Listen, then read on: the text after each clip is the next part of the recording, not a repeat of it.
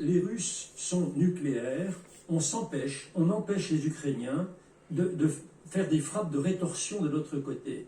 Dans les guerres normales, quand l'Allemagne bombarde le Royaume-Uni, l'Angleterre, le Royaume-Uni rend l'appareil à l'Allemagne. Ici, l'Ukraine, tout se passe en Ukraine, vous voyez. Donc il y a une forme d'immoralité dans cette confrontation, dans le fait que les Ukrainiens ne peuvent pas répondre sur le côté russe. Les Ukrainiens ne peuvent que se défendre. On a Michel Scott qui est dans le Donbass qui nous disait tout à l'heure, Laurence, en fait il n'y a qu'un seul endroit dans le Donbass où les Russes sont à l'offensive, un tout petit endroit, sur 1000 et quelques kilomètres de ligne de front, ils sont en défensive partout. Oui, mais je crois que la guerre a changé de nature. Je crois qu'il faut l'interpréter de plus en plus comme ça. La guerre terrestre, Poutine, à mon sens, sait que c'est fini, qu'il a une armée qui ne peut pas se battre par rapport à la résistance ukrainienne.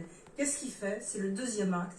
Il change encore une fois la nature de la guerre, avec des bombardements, avec l'utilisation de drones iraniens. Le général l'a confirmé tout à l'heure, avec une campagne qui va être menée par un général qui est en charge d'une opération militaire et qui a fait ce genre d'opération militaire encore et toujours en Syrie, en frappant des infrastructures civiles. Et d'une certaine manière, la guerre au sol, cela ne va plus être d'actualité. Ce qui va être d'actualité, c'est une guerre sale, avec, à mon sens, et j'espère me tromper, des armes non conventionnelles, des bombardements massifs, des destructions d'infrastructures civiles. Et c'est pour ça que Zelensky ne cesse de répéter « Attention, c'est un terroriste, nous ne pouvons pas discuter avec lui, nous ne pouvons plus discuter avec lui, nous voulons maintenant que vous enleviez Poutine de Russie ».